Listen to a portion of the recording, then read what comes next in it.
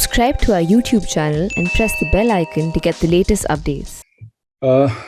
Ambassador Khan, Dr. Rimele, Professor Bidyut Chakravarti, Professor Shabri Mitra, Professor Avijit Banerjee, ladies and gentlemen, thank you very much for this honor of speaking to the 14th All India China Studies Conference. And congratulations on having made this very welcome initiative a lasting and feature of our lives since 2006. And I'm particularly happy, as previous speakers mentioned, to see so many good examples of scholarship on China by young Indian scholars in your proceedings. I thought that I would use this occasion to speak to you about an issue that has interested me for some time, about the internal drivers of China's external behavior. Why? Why do I think about this problem? For a decade or so, China's foreign behavior has actually managed to alienate or worsen relations with most of her neighbors, with the exception of maybe Pakistan, Cambodia, possibly Russia. And she's embarked on a nuclear arms race, wolf warrior diplomacy. She's pressing hard on territorial disputes, changing the status quo. None of these seem likely to serve China either in her rivalry with the US or to improve her relations in the neighborhood. So why has China followed a foreign policy course with predictable negative outcomes? I mean, the traditional explanations external to China, which most IR people use, shifting international situation, China's changing global interests, great power rivalry, US pushback, these seem insufficient to explain the change or its timing. And I therefore thought it worth looking at whether domestic factors might be driving China's foreign policy to a greater extent or differently from the way it does in other parts. What I'm speaking about, I mean, the shift in Chinese behavior, external behavior, is more than just a matter of diplomatic style or of more assertive behavior by Chinese diplomats, of offensive tweets, of prickliness at any perceived slight to the CCP or the PRC that, people now call wolf warrior diplomacy. Today, Chinese diplomacy extends to seeking discourse power internationally, a desire to control the narrative on China, in China, and on the international stage, to the point where tweets by US basketball players are penalized. There are no Chinese villains in Hollywood movies for the last 15 years. China now demands loyalty, not only from her own citizens, but also from Chinese origin citizens of other countries, the diaspora. And the China dream is for the Chinese race, the Zhonghua Minzu, which is translated and equated with the nation, not with citizens, with Kunmin. It extends this behavior to global order building through new institutions like the Asian Infrastructure Investment Bank, China-centered global physical and virtual or digital connectivity through the Belt and Road Initiative, and agenda setting in international and multilateral organizations. 4 out of the 15 UN specialized agencies are now headed by PRC nationals. It includes a growing military presence abroad, military bases, Djibouti, Sihanoukville, potentially Gwadar, and the creation of a power projection capability, first in the near seas around China, and then towards Asian waters and maritime Asia, and finally globally. It has seen China weaponizing economic, trade, and other levers, even to the extent of hostage-taking in response to the arrest in Canada of Meng Wanzhou, the CFO of Huawei and the daughter of its founder. In the last few years, she's imposed economic costs, trade boycotts on countries like Australia, Canada, South Korea, Philippines, Norway, Sweden. It remains to be proved that these actions did anything more than make China distrusted as a partner, or that they actually changed the behavior of the targeted country in a positive way from China's point of view.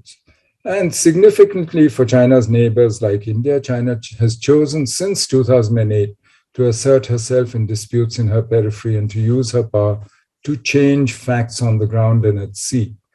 And as a consequence, she is ringed in maritime Asia by disputes and hotspots which have flared up in the last decade or so, from the Senkaku Diaoyu Islands in the East China Sea, to Taiwan, to Hong Kong, to the South China Sea, to the India-China border, and even to new territorial claims on Bhutan. Now, some of this can be explained as a direct response to the new security demands created by China's integration into the global economy and her export-led growth. Her turn to the oceans, her desire to secure the near seas are logical when, for the first time in history, she faces no threat on land on her Eurasian frontiers. She now has assets abroad to protect, depends on the sea lanes for her food, her energy, commodities, exports, all essential to her economic well-being. And it's natural for her to seek to transition to becoming a maritime power for the first time in her history. But her choice of how to go about this task is still hard to explain, for me at least. For instance, rather than territorializing the South China Sea, militarizing it and declaring it a core interest, and thus a matter of sovereignty, making it a zero-sum issue, why didn't China choose to work cooperatively with other powers and claimant states to ensure freedom of navigation and the safety and security of these sea lanes, which are now of global significance? Just to be clear, it's not that domestic factors do not drive other or even all countries' foreign policies. But in China's case, they seem to have recently led China to follow external policies that no longer serve the goals that China claims to have set for her foreign policy, such as the community of common destiny or being center stage in the world. Sometimes I even wonder whether we're at a stage like the GPCR years when domestic politics override other external considerations through a sort of shifted frame of reference. But I mean, that I think is an extreme. The proposition I would like to test on you is that in other powers, public opinion, populist politics drive external behavior. In China, regime survival and calculations of internal stability and economic growth seem to count for more in China's external behavior. It's not that China does not respond to domestic opinion or that Chinese leaders do not pursue populist policies. They do. But the pattern of China's internal politics and development has given a particular cast or shape to China's external behavior in the last decade.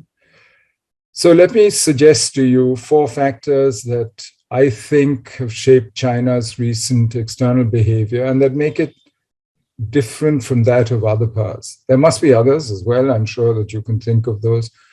First is her geography, which means that China cannot distinguish between internal and external issues, as did previous hegemons, Great Britain and the US. When Xi Jinping announced the formation of the National Security Council in 2013, most of us assumed it would be like the US NSC. But there was a critical difference. The US NSC was formed to deal with an external threat, the Soviet Union. Rich, secure, surrounded by 3 oceans, 2 harmless neighbors, the US could afford to distinguish between internal and external problems. China does not have that luxury. China is a country that has never taken its integrity for granted. It's ringed by potential foes. And her concept of national security must include both internal and external threats, and the ways that the two can coalesce to bring down Great China, which in historical terms has only recently been put together again. In his first speech to the NSC, which the Chinese now translate as a National Security Commission to distinguish it from its foreign counterparts, Xi Jinping said that the internal and external factors affecting national security had become more complicated. There must be security of sovereign territory, military affairs, economics, information, environment when pursuing national security with Chinese characteristics. Now, keeping track of all these requires centralized decision-making, which Xi firmly in charge, and the Chinese national security law enacted in 2015 help to clarify what it means by its core interests, which boils down to the principle of sovereignty and defending territorial integrity. In addition to Taiwan, Tibet, Xinjiang, foreign policy officials made it clear that Beijing now regards South China Sea and the Japanese-held Senkaku Islands as core interests. Someday, southern Tibet or Arunachal Pradesh may even be added to this list, since it seems to be expansive.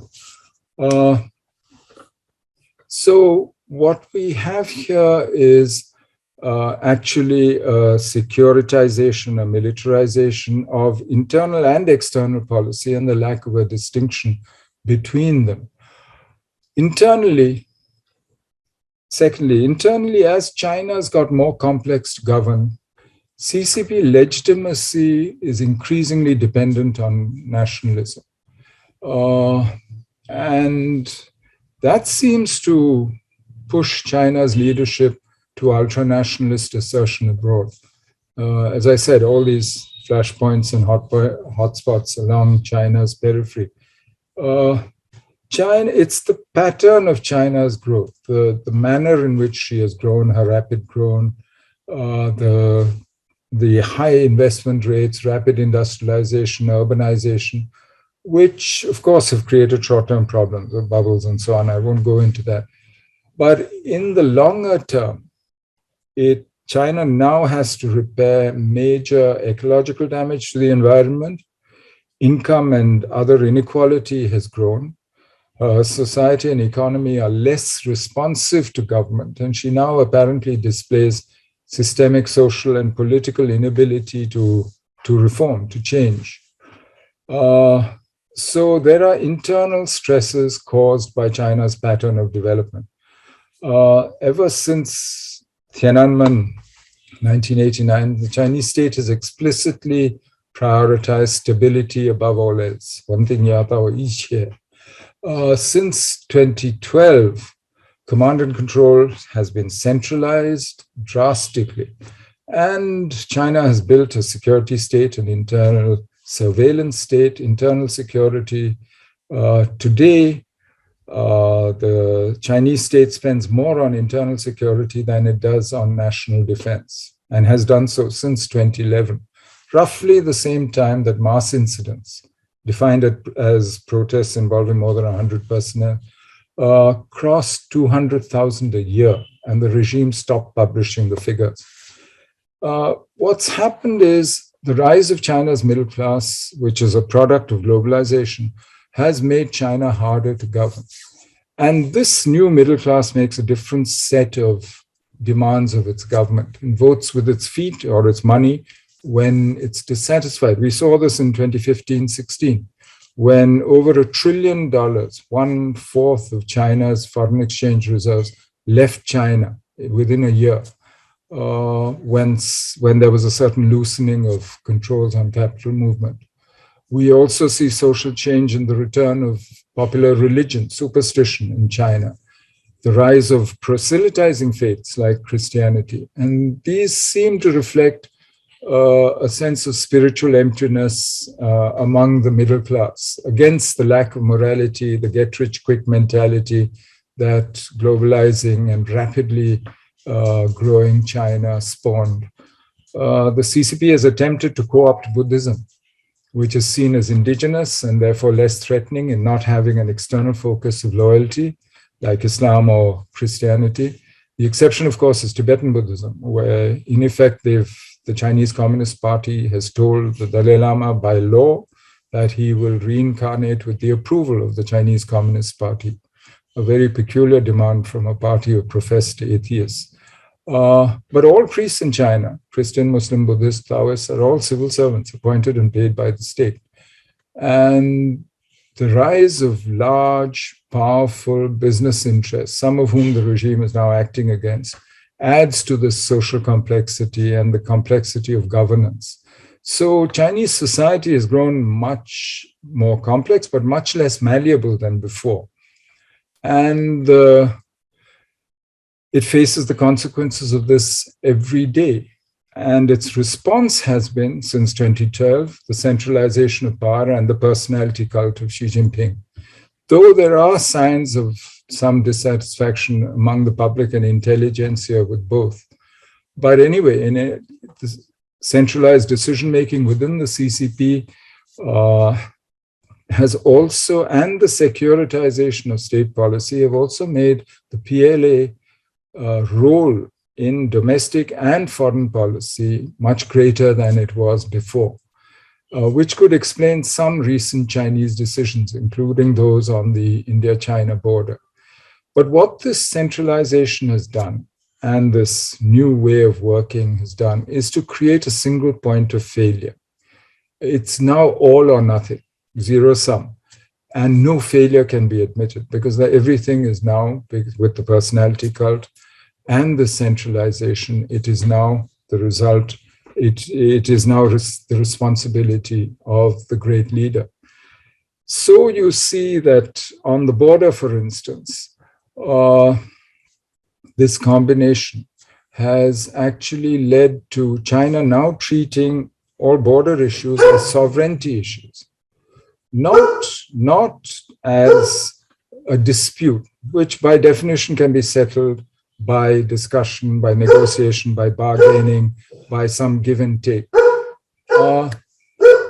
In Xi's defense, the Communist Party has been considerably weakened by patronage networks, corruption, and the anti-corruption campaign is very popular, does contribute to the party's core legitimacy. But paradoxically, the anti-corruption campaign makes real reform, particularly unpopular reform, like that of the state-owned enterprises, less likely, because frankly, it scares officials into inactivity or passive resistance. And the legitimacy of the party has shifted over time from ideology, from commitment to socialism, communism in the 50s, effectively removed by the Great Leap Forward and the Cultural Revolution, to economic growth in Deng's period, now slowing, and now to nationalism, to ultra-nationalism or nativism. This has two consequences. External pressure now plays into the regime's need for an external focus to consolidate domestic support for the regime. Secondly, as we saw on the India-China border now, it's a sovereignty dispute. And there is rising nationalism, which is fed by China's imagined past. The historical memory that has been constructed for the Chinese people since 1992, the patriotic education campaigns, is a master narrative of national humiliation. Of course, the narrative is older, beginning with the Sino-Japanese War, 1895, when Japan defeated Qing China, took Korea. And the slogan, "Never forget national humiliation," has been used by successive Chinese leaders since the 30s. Every day for 2 decades, Chiang Kai-shek wrote "Shuechi" in the top right-hand corner of his diary, meaning avenge humiliation or wipe clean humiliation, to remind himself every day. The exception to this whole national humiliation sense of victimhood was Mao Zedong. For him, this was class struggle. And for him, the CCP was a revolutionary, not a nationalist party. And nationalist claims would contradict internationalism and his attempt to lead the international communist movement and export revolution. If you look at the records of the National Library of China, it shows that there were no books on the subject of national humiliation published in China between 1947 and 1990. It was with Deng's call for patriotic education campaigns in 1992, after the Tiananmen killings, when it became clear that the Chinese youth did not know or appreciate the CCP's self-proclaimed contribution to freeing China from semi-colonial status and foreign oppression, that actually this whole narrative of victimhood, of humiliation, and Xi Jinping has adopted this meta-narrative as his own, linking it to China's rejuvenation. In the long run, of course, the problem is that this affects the way China deals with the rest of the world. I mean, it seems this narrative seems to actually justify bad behavior. but the and it is really the sense that somehow state security, its place in the international order, is ordained and natural, and that China should be number one in a hierarchical international order, driven by a very strong sense of nationalism, which then seems to guide much of China's external behavior in the last decade or so. In the long run, of course, the core political issue is not, state-owned enterprise reform or anti-corruption and so on, but whether there will be a sense of opportunity and fairness to sustain the legitimacy of the CCP, which will require fundamental change, and for which there will have to be a change in China's development trajectory.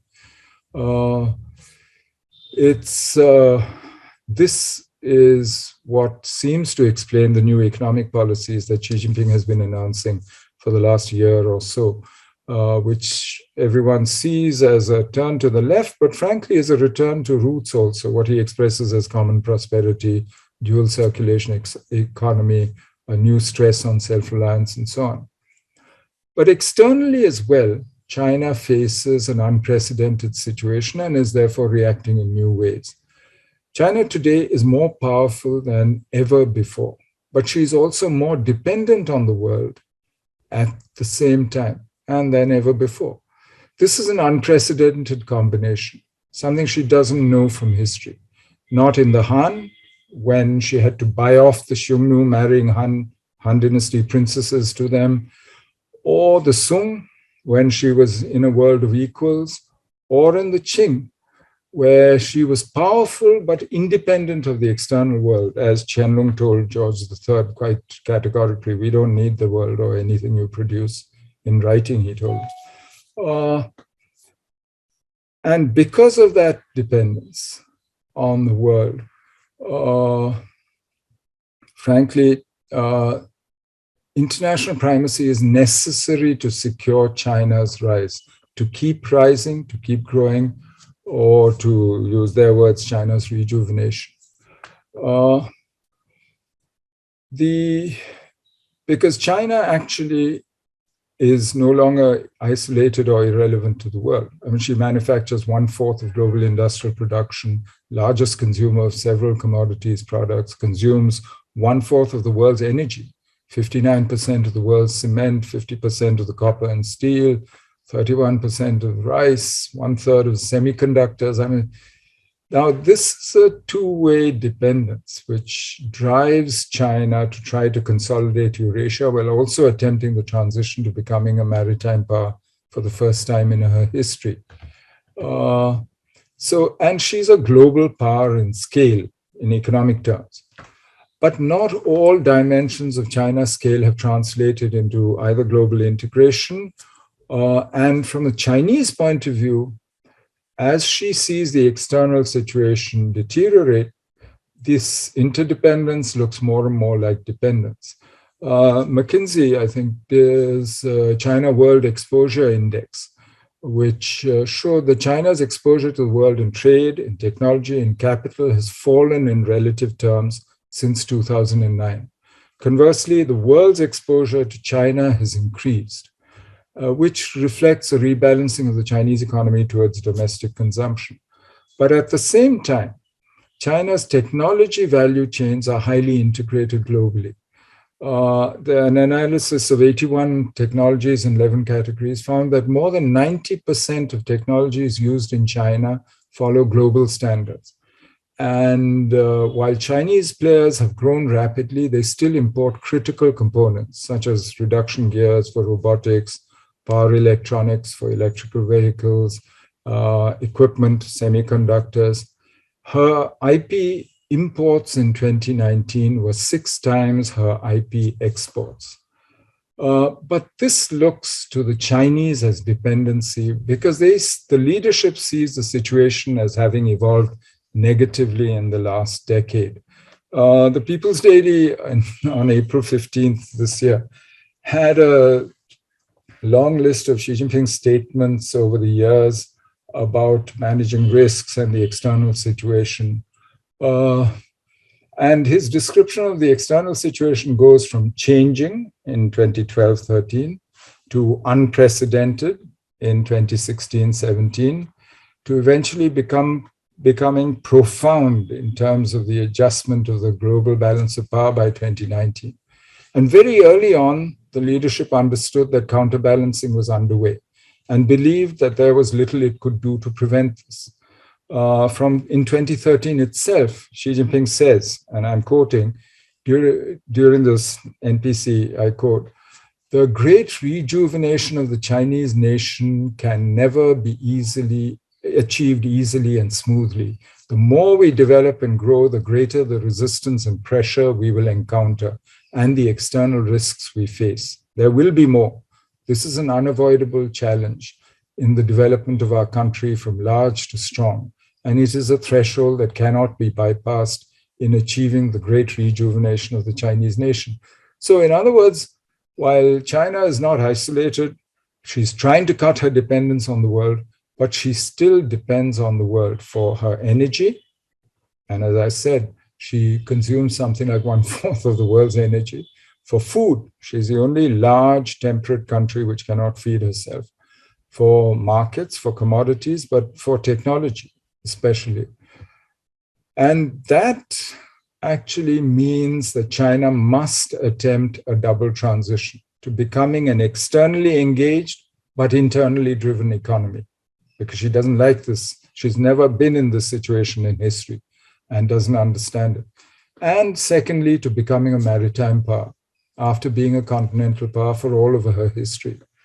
For the present, China can act assertively in its adjacencies because she is secure on land to a degree that she, again, has never been before, which is very different from the situation in the 60s and 70s or in history when the people of the steppes threatened her continuously and actually ruled her sporadically.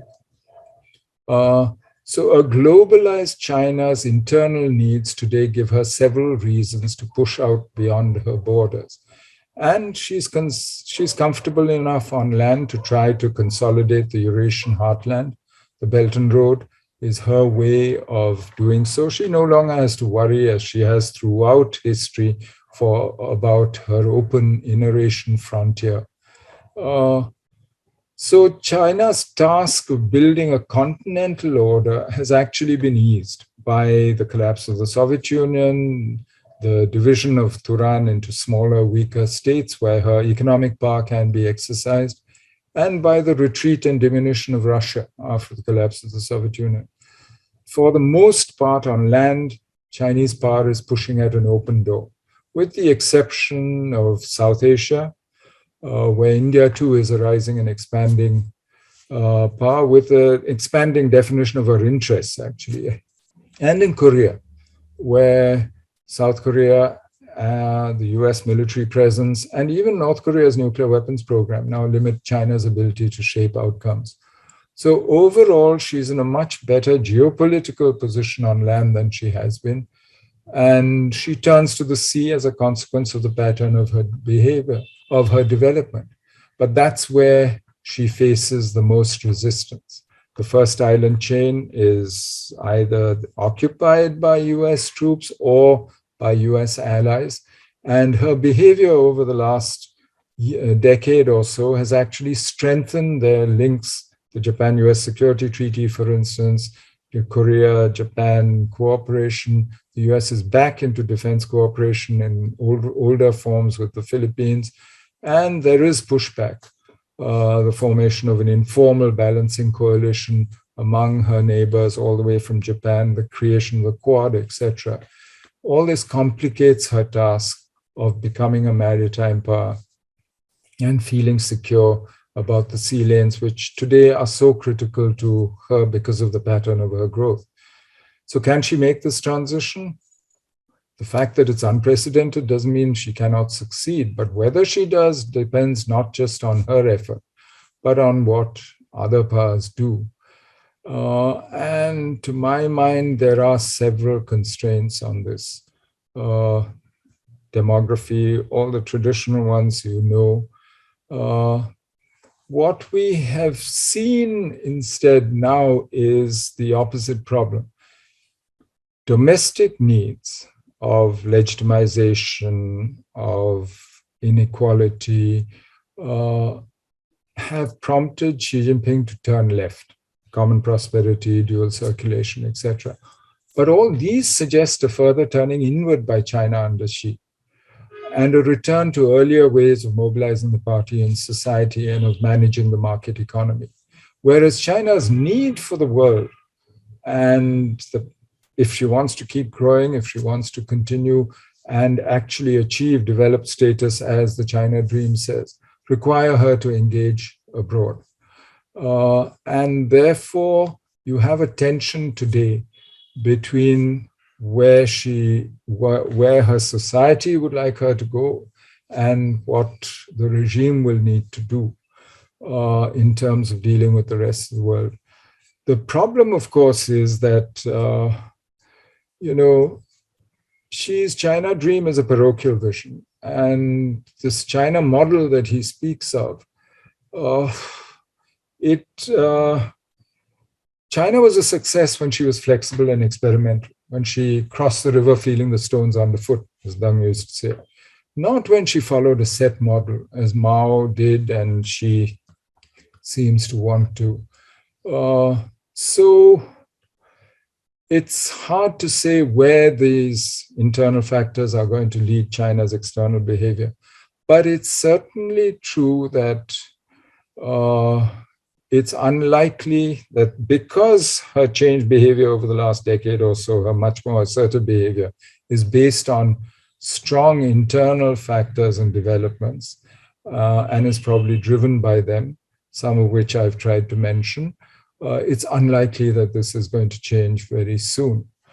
Does this logic work in specific cases? I mean, can you take, for instance, the India-China crisis since 2020? And can you apply this kind of logic to, certainly up to an extent, China's framing of the crisis as a sovereignty dispute rather than as a border dispute, which can be solved by give and take, makes it much harder to settle. It also suggests that the issue for China is not just about the LAC or its clarification or straightening or local tactical military goals. It actually serves much larger political goals and some domestic need, because otherwise, why the timing? Because all the other external reasons that one can think about, the so-called triggers, all existed before as well. It's not as though they were new in spring 2020, but spring 2020 was when China itself was going through an internal reordering, political reordering, thanks to the effects of COVID, external pressure. The world was blaming China. And it also, to my mind, argues for, as I said, an increased role of the PLA in Chinese decision-making.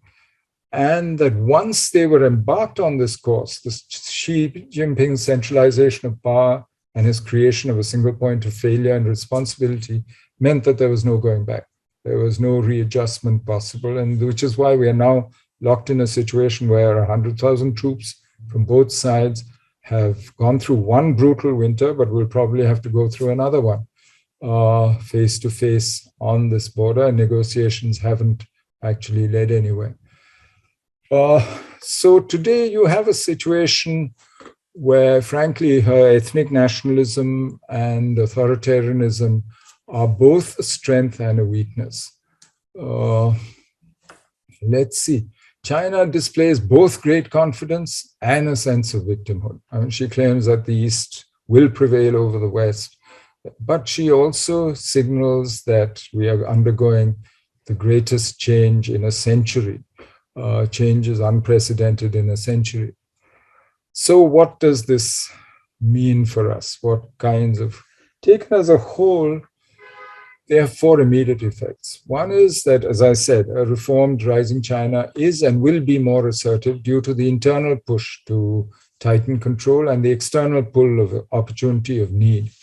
The world now depends on China for global economic growth, Asia-Pacific stability, And that dependence is mutual. And if China is a global economic player, she also needs the world for her own growth. She will push in the maritime space, and that will be contended by those who see the rise of China as a threat, particularly the established hegemon, the US.